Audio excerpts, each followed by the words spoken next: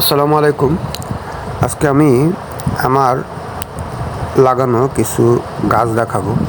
সেই গাছের ভিতরে একটা বিশেষ একটা গাছ আছে, সেই গাছটা দেখাবো। তো আমি এই গাছটাকে নিয়ে আসি পান গাছ মনে করে। তো পান গাছ মনে করে লাগাই, কিন্তু পরবর্তীতে দেখা যায় যে এটা পান গাছ না। দেখতে পাচ্ছেন গাছটা সম্পূর্ণ প্রায় একটা পান গাছের মতো দেখতে, প্রায় ভুল হয়ে যাবে।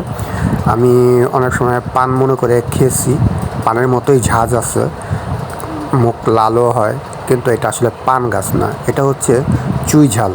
এটা একটা ওষুধি গাছ এবং মশলা জাতীয় গাছ, যা ঝাল লাগে, মরিচের বিকল্প হিসাবে ইউজ করা যায়।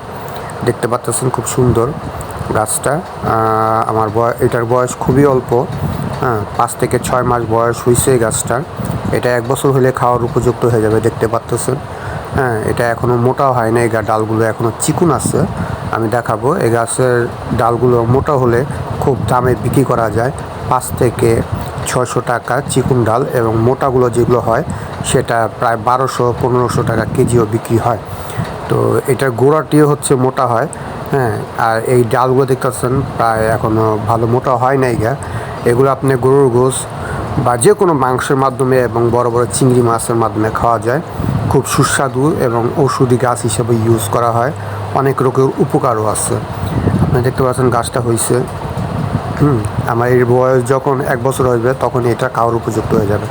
দেখতে পাচ্ছেন গোড়াগুলো এখনও উপযুক্ত হয় নাই গা। আশা করি গাছগুলো উপযুক্ত হবে ভালোভাবে পরিচর্যা করলে।